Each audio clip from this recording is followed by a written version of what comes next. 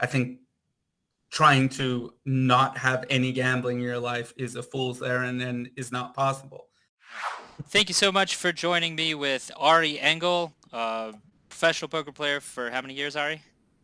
18 years, I think 18 it is. years. Yeah, something like And and also he has the honor of being my brother, which is probably his biggest accomplishment. Um, that. so, I made it out of childhood alive. So yeah.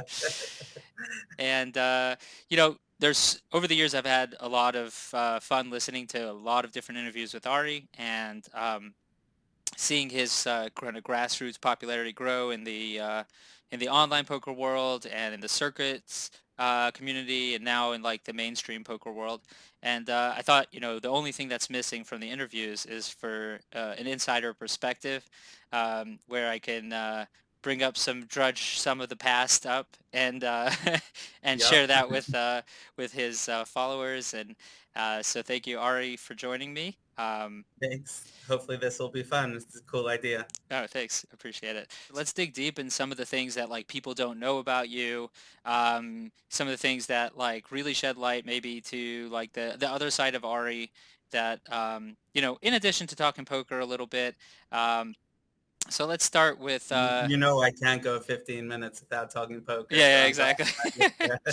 So let's try something. Let's stay non-political, non-controversial at all. Okay, I'm out of here. Talk to us about the Bush Cheney mobile. Yeah, I 16-year-old me was a very conservative person. I got into politics very young. I listened to Rush Limbaugh. I went to all the conservative websites, and I started Young Republicans of my high school. Um, and yeah, and as you correctly referenced, my first vehicle, I had a Bush Cheney sticker on, and we called it the Bush Cheney Mobile.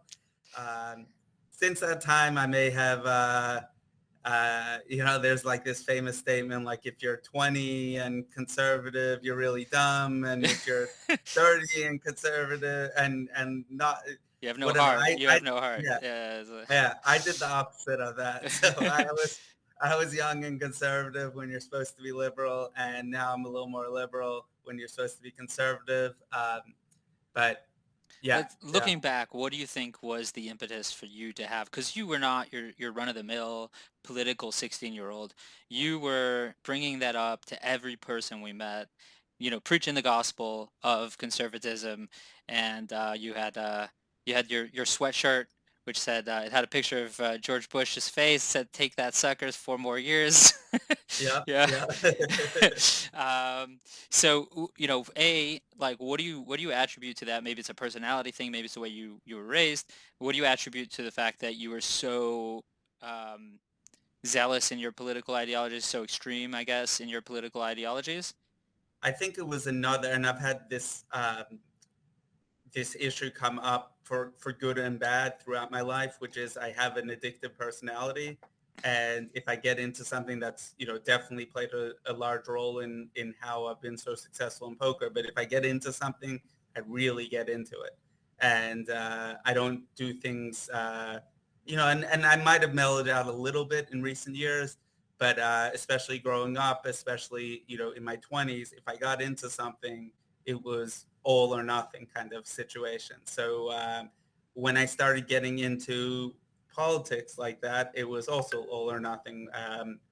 And I've had some vices that I've got into, which have been all or nothing. But then I've also had, I remember as a little kid, I don't know even if you remember this one, living in Australia, I collected Australian rules football cards, Yep. and I just would memorize like the weight of the players, the height, the number, anything that was on the back of that card, I was like all completely into. I used to read history books for fun growing up. Yeah, so I've always had kind of a interesting, different knack and different interests, and just really get into things really really hard. And then, most people, when they kind of dig deep and go really like far with an ideology or a belief system, they kind of stick with it. Hmm. Or maybe they don't stick with it, but it's very hard for them to change and shift, right? So in politics, you now would be, I would say, kind of more on the liberal spectrum of politics. What do you think? Was there something that caused you to shift? Is it easy for you to change your opinions to from one extreme to another? I wouldn't say it's easy for me to change my opinions, Ron. I think maybe I'm slightly more open-minded than the average person, but maybe not. I get stuck in my ways. I mean, the big, uh, so I mean, going to college and leaving like the conservative environment that I grew up in definitely played a little bit of a role in that. One of the big things though that got me disillusioned with the conservative movement didn't really like push me leftward, but more got me disillusioned was in 2006 when the conservative movement, or at least part of it, was pushing an online poker ban, effective ban, and one guy running for president who was very powerful in the Senate basically was able to sneak into a Port Security Act, the Unlawful Online Internet Gaming Act, Enforcement Act, and that has caused huge negative issues for my industry. And for me personally, it's caused major changes. And when the party that claims to be the small government party thinks that it can tell consenting adults what to do, it was a and obviously like it's not a major issue in the world, but for me personally, it was a major issue. So that kind of pushed me a little bit out of my comfort zone, and then over time, I've just kind of shifted more and more, and President Trump probably moved me a little bit more to the left, also. But yeah, that's what I would say. Would you say that it came as a surprise or a shock to you that your political group that you were a big believer in failed to do what their stated kind of mission was? Yeah, yeah, there was definitely, I'm especially at that time, I probably still am, kind of like what I was saying, where, I'm an all or nothing kind of person. Like I try to see the world in shades of gray now. But I think at that time for sure I saw it less so. And, and yeah, it was definitely a shock and hit the system when they went after me personally at the time. I mean, I've always had an issue where too much of my self worth and self identity is wrapped up in my professional success. So yeah, it almost felt like an attack on me personally, even though I know it's not. Right. But somewhere inside, it felt a little bit like that. Cool. So, for those of you who don't know or are coming in the middle, Ari's my brother. We are 1 year and 7 days apart. And just going back to our background, me and you growing up, we had it's no surprise that you're a nomadic lifestyle nowadays, because I seem to recall we went to 6 schools in 7 years at one stage in our lives, having moved from South Africa to Australia, Australia to Israel, Israel to Maryland, Maryland to Chicago, then taking our different places. Both of us went to Israel, then I went to the Army, and you went to college at NYU. Those moves and how they shifted your, let's say, I mean, that definitely changes. Somebody who grows up with a very, very stable childhood is going to see the world in like one kind of format or one kind of Yeah. structure.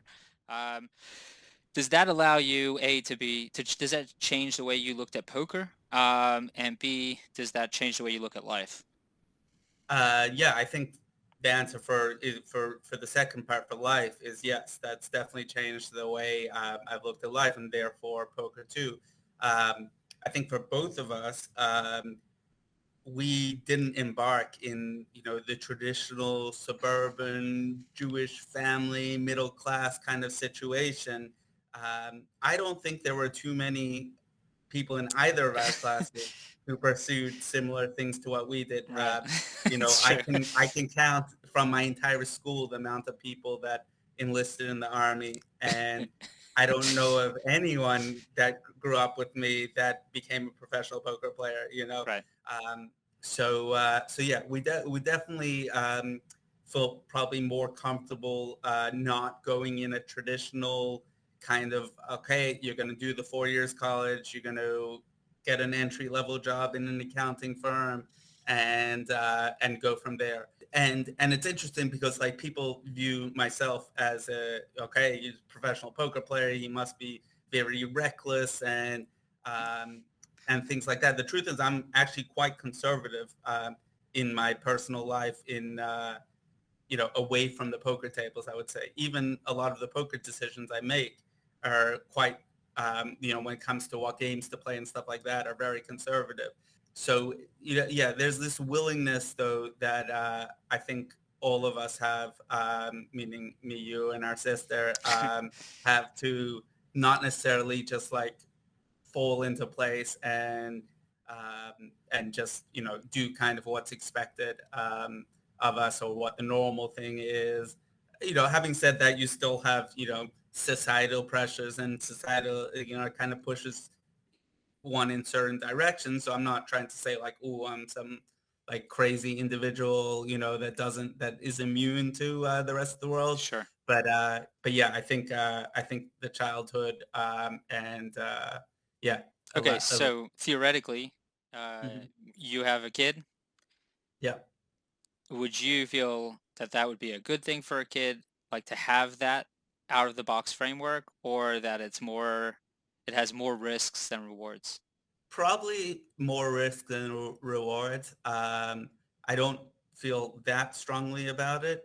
Okay. Yeah, yeah, yeah. Like I think most things in life, have their pros and cons, and you can do things in certain ways and take advantage Hmm. of certain things. And yeah, I wouldn't like go out of my way to, okay, we gotta travel, we gotta move every year to a new place.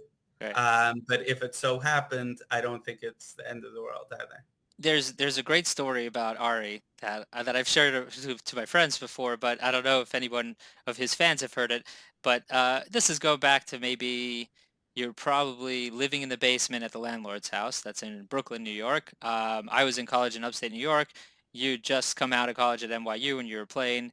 Probably at that time, Limit Hold'em on Bodog. And we went to a casino, maybe it was an AC, and I went to put in $1 in a slot machine on our way in, and you got furious at me, and you're like, "Hey, what are you doing?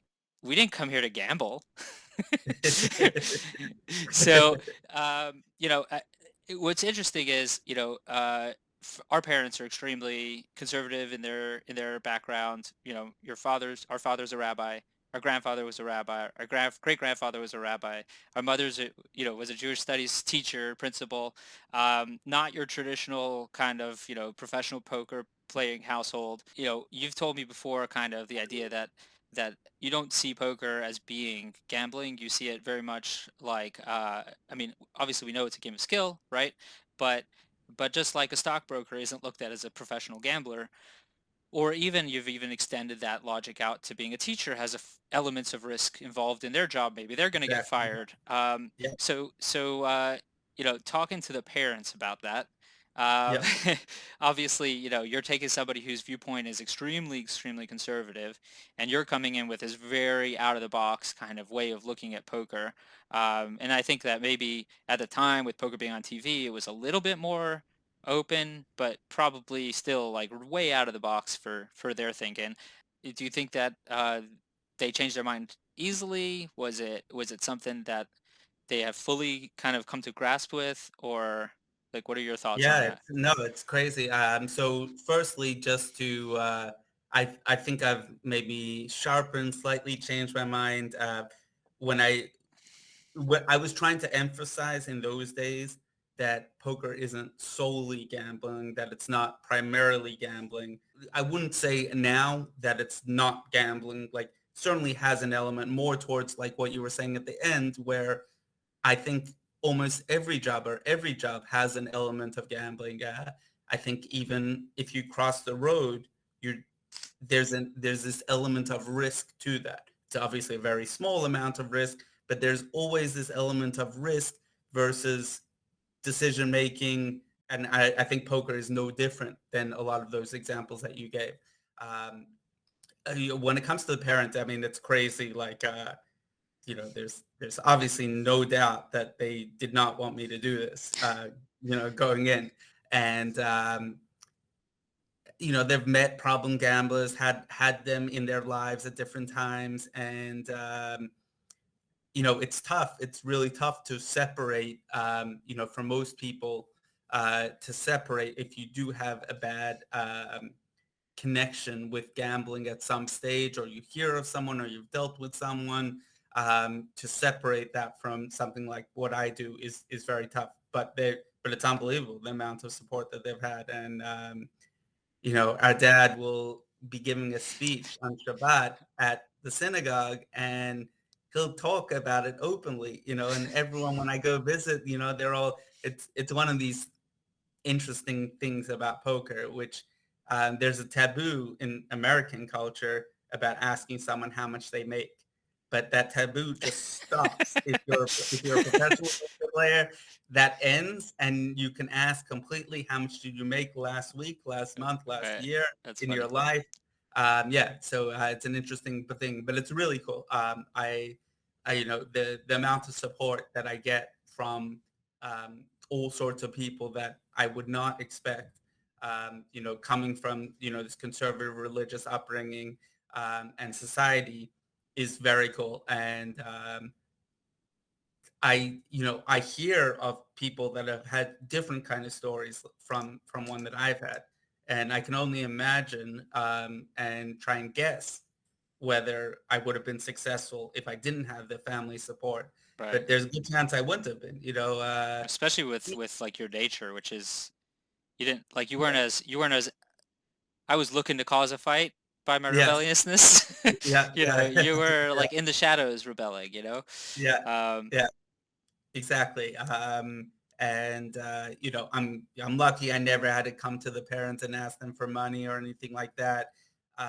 And they actually told me at one stage, okay, go into this poker, but if you go broke, we're not going to help you financially. But deep down, I think I knew that I did have that support system that was built in. And those kind of privilege, even though that's like a yeah. bad word to use, that I would have in my life, is you don't really think about it at the time. What the things that you're not missing, because it's like second nature, Hmm. But yeah, having a really strong support system, um, even when I did stuff that was not what they wanted, is it's I can't speak highly enough about it. Yeah, it's interesting you mentioned privilege. One of the things I think that allowed me to go into my own business, two businesses. This is my second business that I've had the pleasure of starting, was essentially because of my privilege. Right? If I didn't have a network that I could know that if I go broke, I have somebody to turn to. I don't think Yep. I wouldn't have the luxury to make a decision to put my family's food at risk and housing.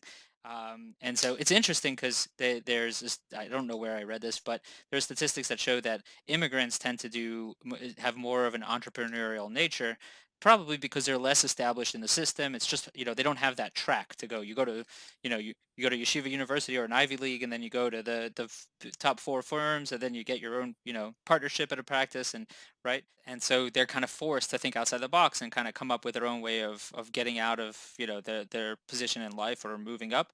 But on the other hand, immigrants are going to have far less of a support system. So it's interesting, but definitely,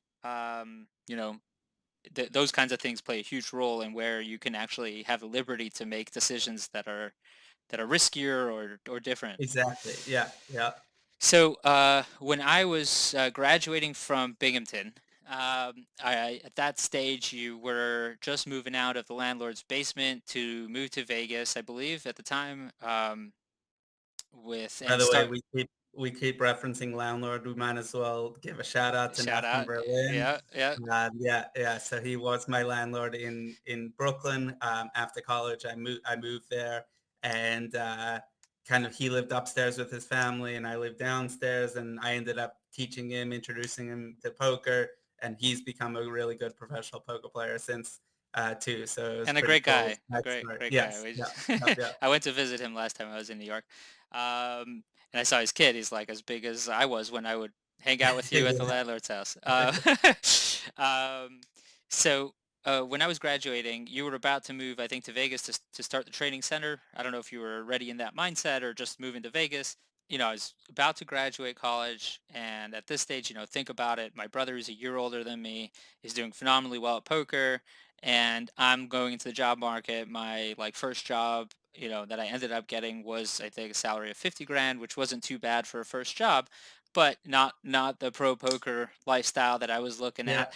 And I remember you were pressuring me really hard, you're not to go into poker. Because in my mind, Yeah. I was like, hey, I could just go hang out with Ari, maybe smoke something illegal a little bit, and play poker all day. That's pretty cool. And learn how to be a millionaire. I remember you say, if you spend as much time as I did on poker in any other profession, be a lawyer, being a businessman, you'll make more money. So you didn't say Yeah. make the same money. A, do you hold the same thing? Do you consider that still valid? That the amount of time and effort. I mean, I remember how many hours a day you were playing, 18 hours a day. We won't talk about the bottles you had next to your bed because I think that might embarrass you. Um, right? You were just like Yeah. you were a No, it's monster, you know? yeah. I do think that statement has gotten, it was true at that stage and it's gotten only more true. Right. So, I would never recommend to, a young person coming up now, whether, child, relative, someone I mentored or anything like that, um, to get into poker. Unfortunately, it's not something that I'm like super happy about, but it is what it is. I guess the upside in poker is for 99.999% you is very limited. And you know, and I'm saying that as someone who's been a successful player over 18 years. It's crazy. Like normal people wouldn't even think this is much. All you normies out there. But I've never had a losing year, which is like 18 years. No one does that, and still I'm saying it's a very tough way. The like famous line is it's a tough way to make an easy living. Yeah, it's like it's cool to be able to play a game, um, but if you actually want to be able to beat the game consistently and make enough to live on, yeah, it takes a lot of an unhealthy amount of time spent and effort, and now if we're thinking about the future with artificial intelligence and things like that, it becomes even tougher. And I'm somewhat pessimistic about like the future of especially online poker, which is kind of my bread and butter, and that's where I learned how to play. That's where I made my first amounts of money, and who knows if not for Black Friday, I may still be like playing full time online. So yeah, the future of online poker is somewhat up in the air. The future of in-person live poker is a little bit better, but still it's Not an easy yeah. place to make a living. Yeah, and it's one of those things where, if you're in the top 4% of your industry, in most industries, okay, sure, you're going to be successful no matter what. And the truth is you'll be successful in poker too, but just not as much as you would be in most others.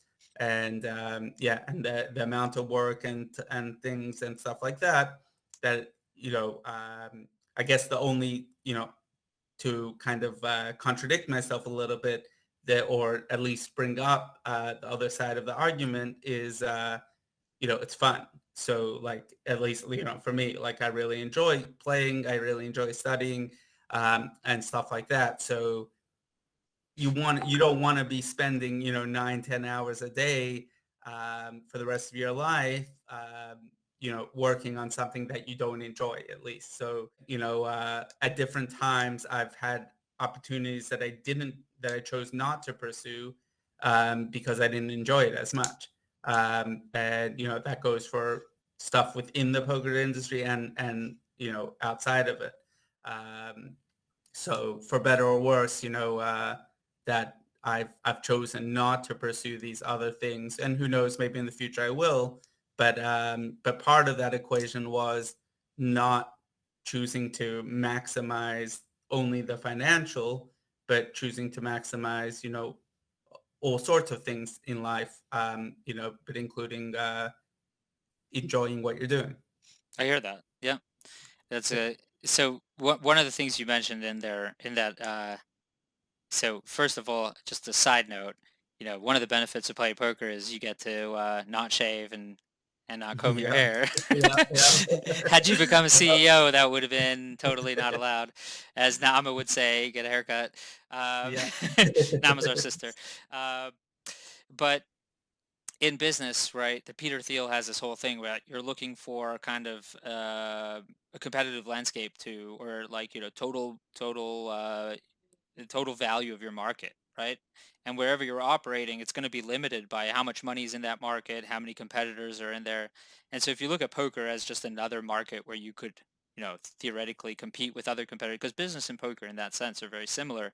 I think they're similar in a lot of senses, but in the sense of, game selection, table selection, but even just, industry selection, right? Is if you're choosing poker, it's not as big of an industry, big as a total market value, and you have a lot of competition compared to, let's say, if you want to get into business for selling sleep apnea machines, there might only be 10 competitors and the industry might be worth $50 billion. I mean, I don't know anything about sleep Yeah. apnea, But so, yeah, yeah, but yeah, no, there's that element too, I think, in terms of just, wherever you're making money, it's something that plays a role. yeah, exactly. It's definitely, yeah, no, I agree with what you're saying. It's all these, there's so many good, and some of them become almost cliche, the kind of things where you can compare poker to real world, to businesses, and stuff like that. I know,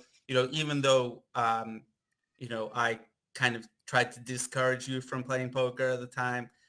We've had a lot of poker style discussions and discussions It's more all you about, talk about, so. yeah. And also like a lot of the lessons that I've learned, when it comes to like being like process oriented and game selection and stuff like that, which I'm sure you could think of the examples better than me. But they do translate. Like, you're starting a new business now, when it comes to helping doctors and growing an industry and stuff like that. These are things that you do want to be thinking about. You don't want to just be like, oh, okay, our last business grew by 50%. Let's just like the people there like wore like a red sweatshirt, so we're gonna wear a red sweatshirt. You don't want to be focused on the results exclusively, although results do help. You want to be have a good process that you could, you know, grow and use that same process to grow a business in New York and grow a business in Oklahoma and one in Kentucky too. Yep, that's true. I would even go a little bit further, and I would say that like a huge component of poker is working on your own personal self. Like you're a huge impediment to your success, like your leaks, your behavior, like you get on tilt, and like, that was my college poker experience. Was I played 25,000 hands of 10 25 cent no limit on Poker Stars, and I would make a ton of money for those stakes, and then I'd go on tilt and I'd lose it all and then start again, right? Yeah, Not a story that other people have not, the more yeah, common yeah. of the The stories, common right? stuff. But the point is that in poker and in business, a lot of that, you're well, I guess the similarities are, your results are really dictated by yourself, right? Hmm. And you're a small business owner in a sense, and you're in charge of maximizing your profits. Like I'm a small business owner and in charge of maximizing my profits for myself and my investors. But a lot of the maximization also happens on, if I get angry or I get lazy or I'm somebody who's looking for power, or any part of my personality that's going to, or I tilt, right? Any part of my personality and it's each person individually, what is holding your game back, or what is going to be like the, like I think they call it in like Pareto optimal, where like 20% of your 80% of your results are 20% of the efforts. um, Yeah. yeah, so in poker, what are some of the things that were your biggest leaks and some of the things that were your biggest like strengths that you maximized on for success? Um, I, I don't know if this is my biggest strength or leak, but I do know that it's very important. And I'd like to think that it's a strength, but it's hard to sometimes, which is self-honesty. Okay. Um, and it it's so easy to fool yourself that you're doing the right thing or not. It's so easy during a downswing to fool yourself and be like, I'm the worst. I can't win anymore. It's over. I was good in 2006. Now it's 2009, and I just can't. I can't. I'm no longer good enough. And for some people, that is true. So that's one of the things where it's like, no matter what kind of attitude you've had. And I did do a lot of poker coaching, and I've been in the industry a while. So I've seen all sorts of players with all sorts of attitudes. And it's not like there's one attitude. I mean, I would think the kind of attitude that Phil Hellmuth has, which is, I'm the greatest. I will always be the greatest. All of you guys suck compared to me. I'm like amazing. I would think that that would be a horrible attitude. And there's no way someone like that would be able to have longevity in this industry. And he's has one of the longest amounts of longevity. So, I still stand by, that kind of attitude probably is not very good overall. And he's doing it despite having, this would be not a thing that's because of that attitude he's doing well. Maybe it's more despite, but who knows? I do know that most of the other people I've seen that have that kind of attitude are no longer in the industry. Right. Um, and most of the people that had more my style attitude, which was, I shouldn't say most, but I think the attitude that I came with most of the time was, okay, things have been going well, but I'm running good. I'm probably running way above expectation.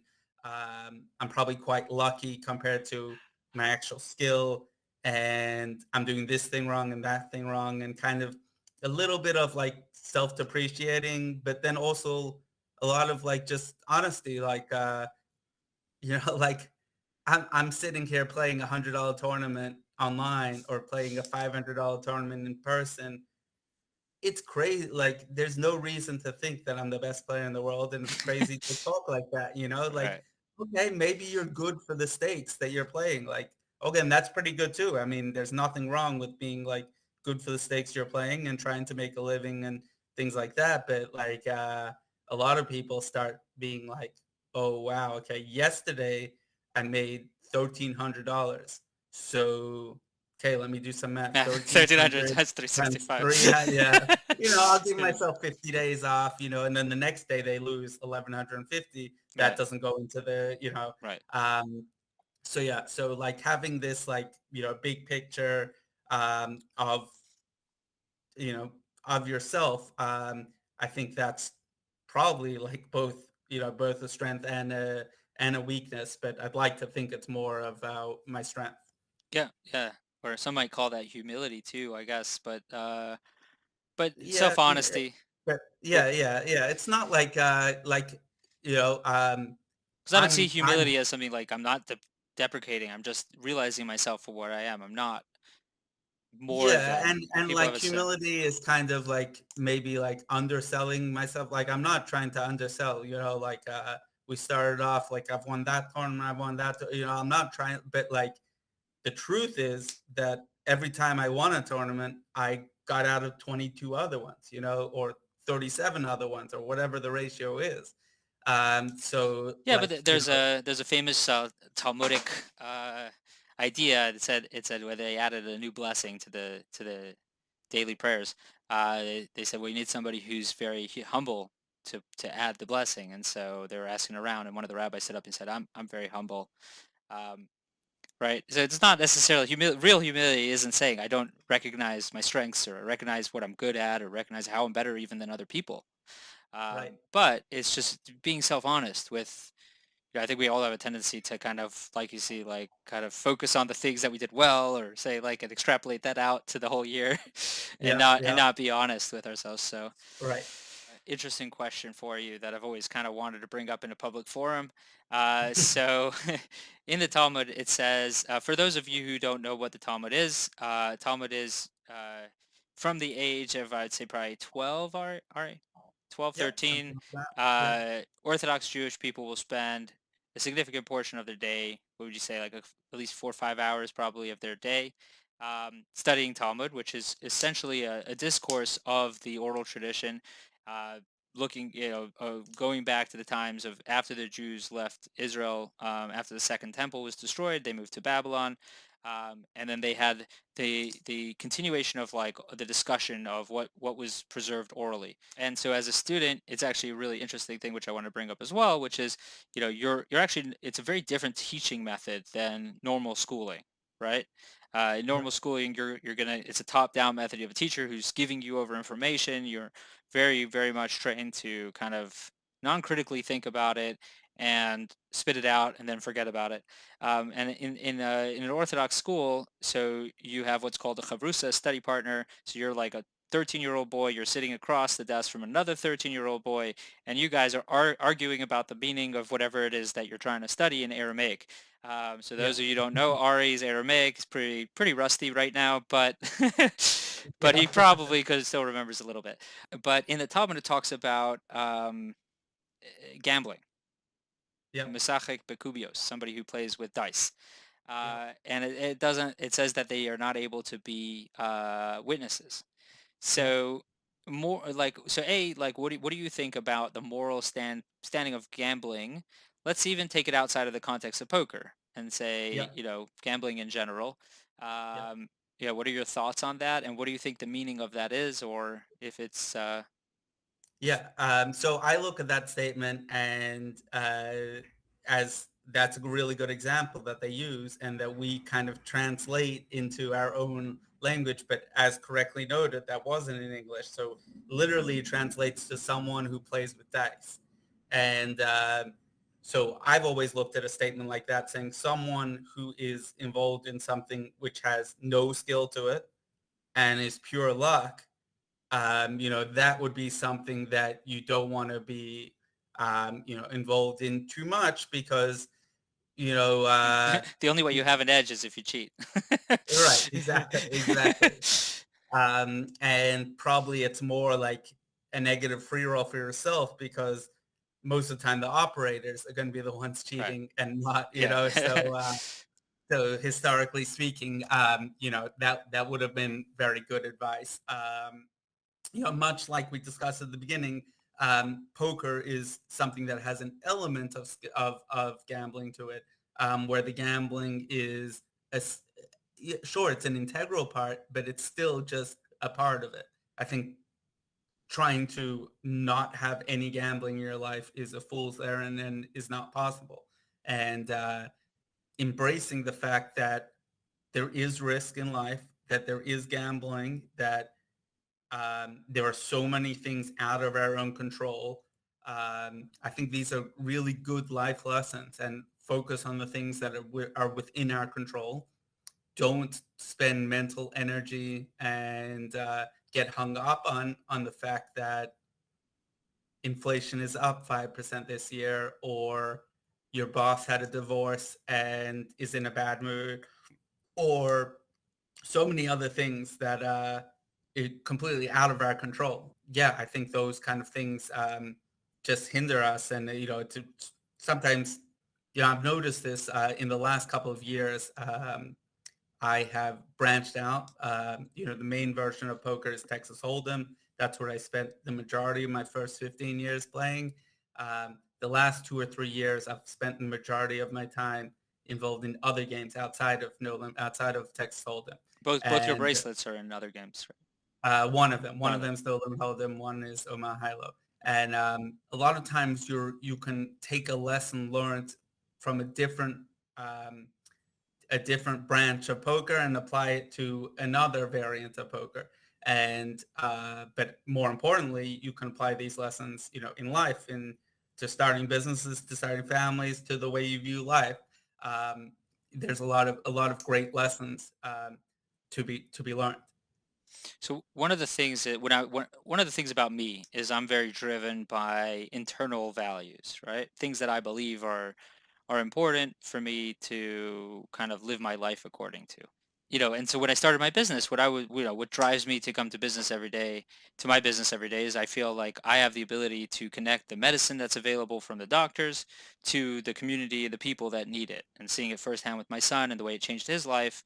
was like a big drive for me to say, wow, I had this, my son had this amazing ability, chance in his like privilege, right? Me as a parent and as a family member of him had the privilege, but most people don't. And I have the power not to be a doctor, but I have the power to fix the system that isn't really working, right? You have all this Yeah, technology, all this ability to help people, like, but it's not really reaching people, so it doesn't change anything, doesn't help, right? So for me, that's what drives me when I go to work or when I'm working with my doctors or when I'm, whatever I'm doing is to really think about, wow, like this is a meaningful endeavor, right? It has yeah, inherent meaning for me. Poker, correct me if I'm wrong, isn't inherently meaningful. And even from the lessons of, looking at our parents, our yeah, father and our mother both working in industries that are really focused on the meaning side and not really just right. focused on. Yeah. So I don't know. What are your thoughts on that? Yeah, no, that's definitely an issue. I think every or virtually every poker player um, goes through this at different times. And yeah, I mean, you kind of say like I'm I'm in an entertainment profession, so I bring entertainment to people, and people love the game. I mean, it's one of the most popular games, and in order for the games to run, you need professionals around and stuff like that. It's a little bit of an easy way out. But yeah, no, there's no doubt that this is, on the lesser part of that. And yeah, and Does that that's, bother you at all or not really? yeah, no, for sure it does.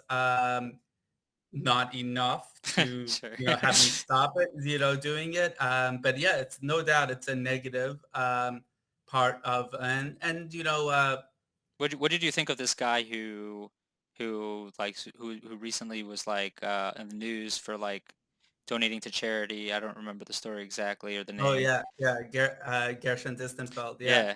Yeah, Um, yeah, no, that's really cool. And throughout my time in poker, there have been a lot of different charity initiatives, and his is a new one and really good. And he's using his platform to encourage people, which is good. And yeah, I think certainly that's another thing where I like to think that part of the money that I make, I try and use to better um, better the world, I guess. to invest in And Amplify, for example. Right. exactly, exactly, which is, it's one of those things where, yeah, like if Amplify takes off, if you do what we hope is going to happen, there will be, thousands, tens of thousands, millions, maybe, of kids that are going to get the kind of treatment that your son got. Right. Like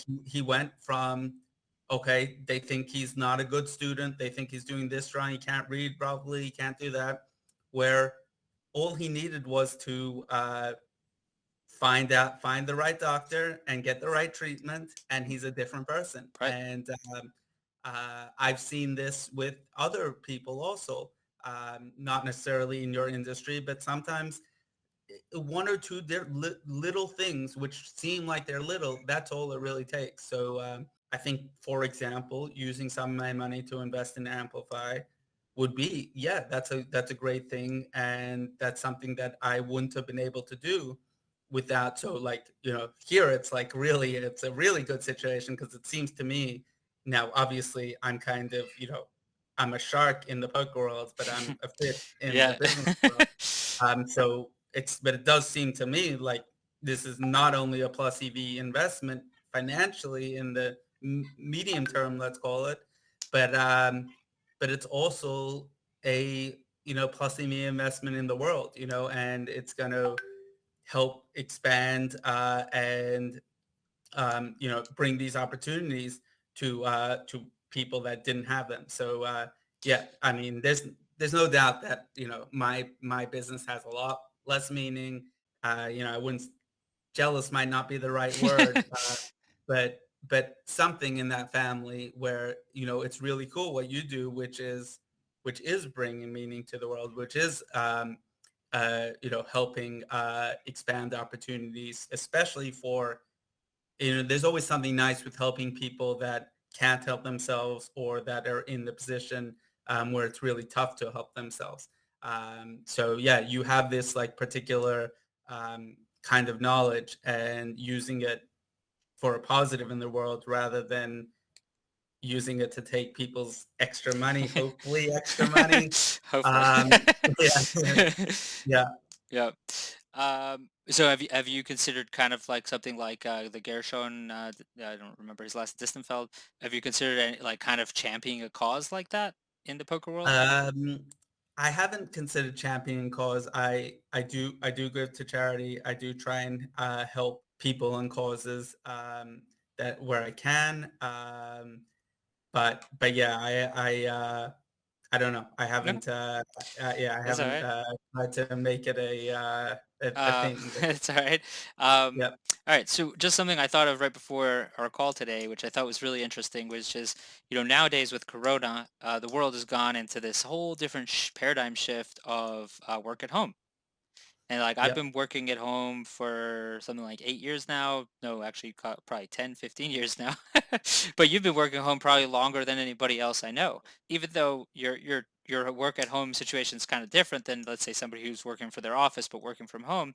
You really have a world of experience of maybe some of the hacks that you can do when working from home. For example, uh, you carry a Ninja with you, is that correct?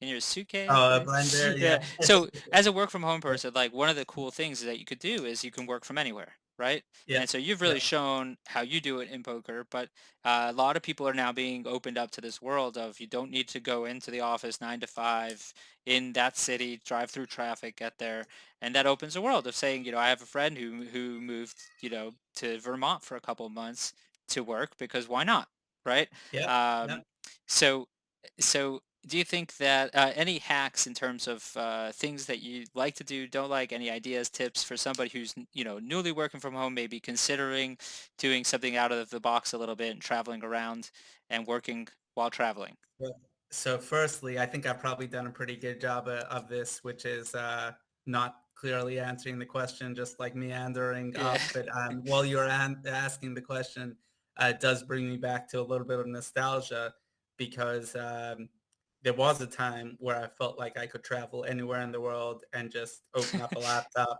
Yeah. and log into an online set and play against anyone in the world.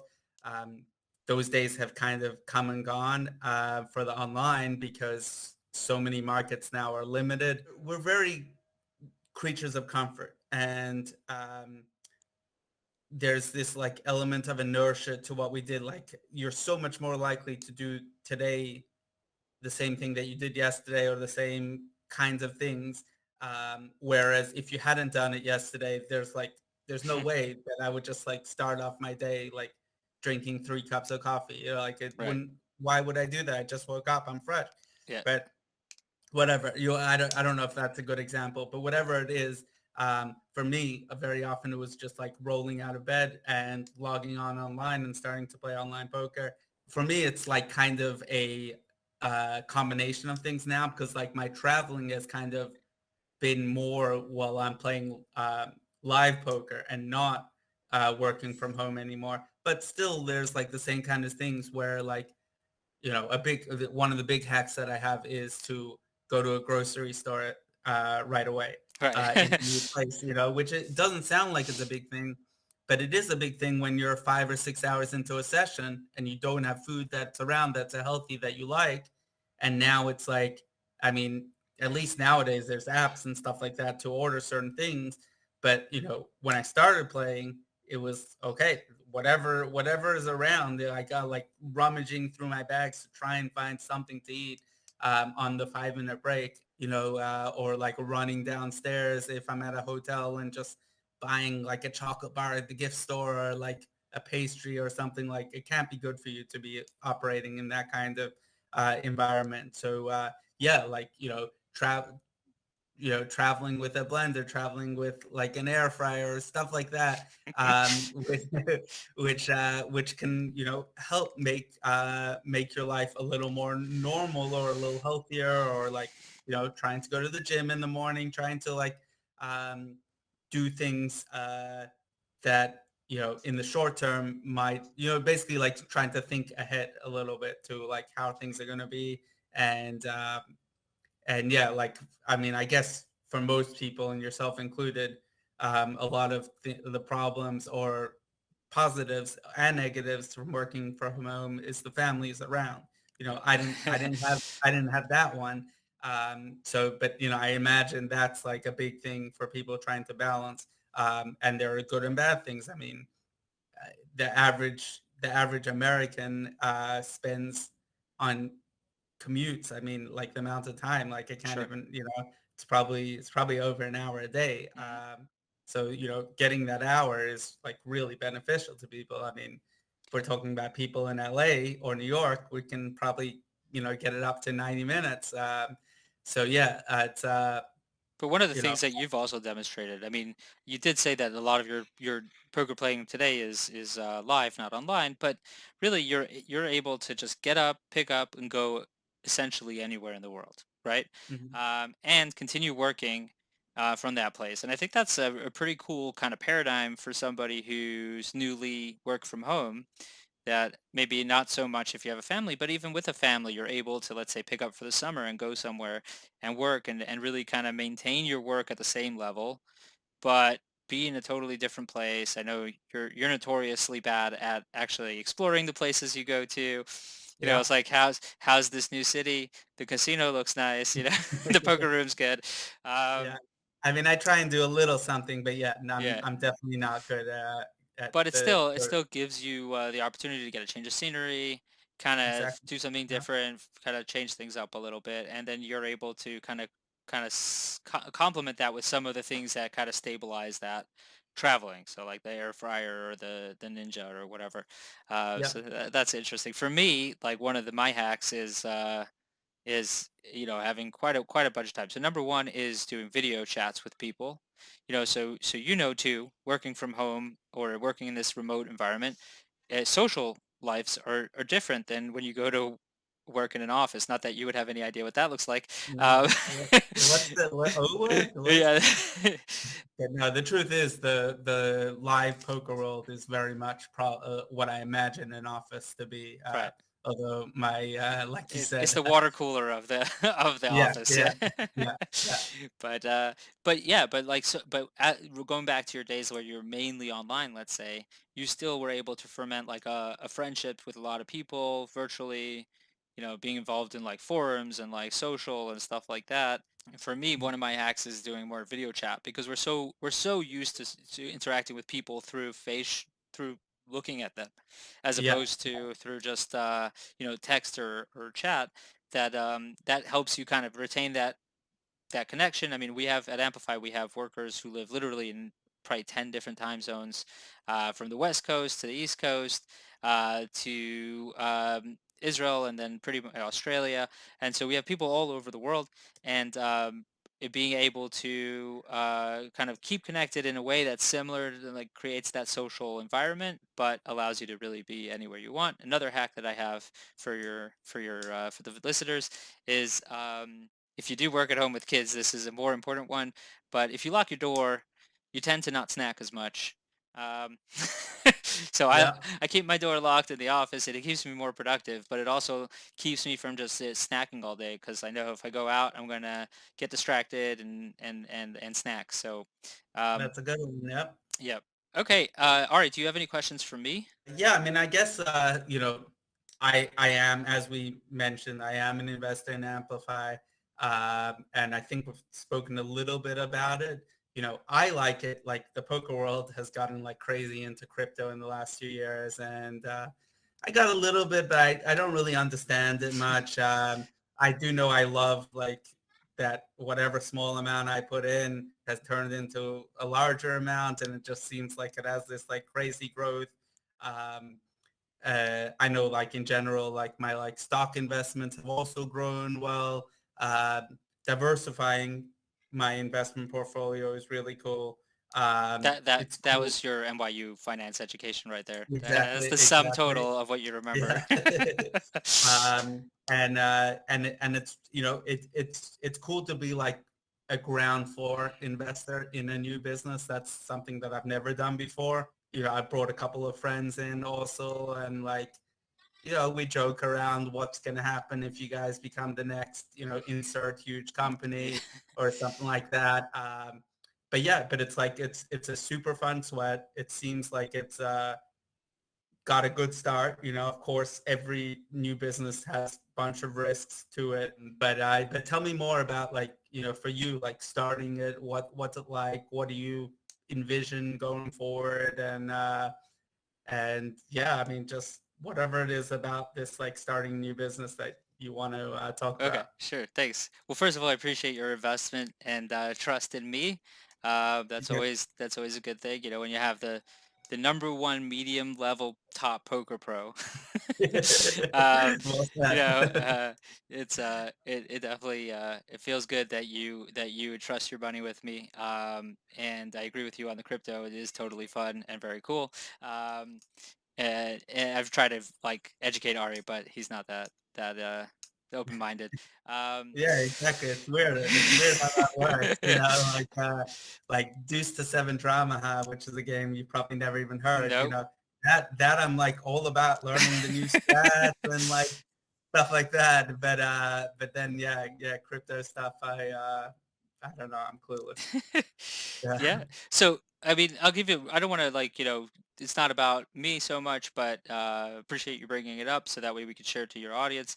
Like the main idea of the business was once again kind of really focusing on, uh, sometimes you try to optimize your game, but like the whole setup, the whole like, if you're going and you're saying, I'm going to optimize my game strategy to make money at 1-2 no limit at the local casino, the rake's just cutting in, your amount of cards your hands are playing per hour, you're not going to make money. It's just, like it's not going to happen no matter how. You're not gonna make a living You're for not going to sure. make a Yeah. living, right? And Yeah. if you're going to travel to those, then to add that to that, you're definitely not going to make a living, right? Yeah. And so in the health world, working with, I was the vice president of a marketing company for 2,000 optometry clinics, and what I was seeing was that there's all this medicine, and if you really think about like technology's changed our life dramatically, but it hasn't all necessarily always changed our healthcare. And so you have all this medicine that's sitting there, but a lot of times just the system, the structure, the way that the framework of the way it works is in optometry, without getting into details, but you have doctors who, for whatever reasons, are either there's less incentivization or it's difficult for them to go ahead and add new services or to get trained to those services, each one independent, either privately or it's a corporate entity that's more concerned about pushing products through them. So you have this broken system that there's a wealth of medicine available, but it's not reaching the patient. And one of the the examples I think illustrates it very strongly would be diabetic eye care. Right now there is technology that shows cellular health called electro retinography, um, and that's going to show your cellular health before the cells die. And out of somebody, like let's say there's 2 million people in New York City who have diabetes, another around 500,000 of them will have diabetic retinopathy, and like 150,000 of them will have vision-threatening diabetic retinopathy. And the problem with these diseases is as soon as you lose your vision, you can't get it back, right? And the technology exists. It's right there. It's actually not even that expensive. It's paid for by insurance for the Yeah. patient. The big impediment to getting that technology and just to frame it into a bigger meta view is in England, in the UK, 33% of their healthcare budget goes towards diabetes, right? So this is Yeah. it's the seventh leading cause of death in the US. So you're talking about a massive societal issue, Yeah. massive, both in terms of death, in terms of disability, and in terms of cost that could be fixed, right? Macular degeneration is a leading cause of vision loss in people over the age of 60. Leading cause, Yeah. right? You're talking about millions and millions of So they Americans. can they can like find this beforehand and Diabetic retinopathy with the right technology and in the office, you can basically make sure that it doesn't get out of control, that it causes wow. any right, and you Yeah. can Yeah. pre-screen. So macular degeneration is another one, according to I believe it was the AOA, the American Optometric Association.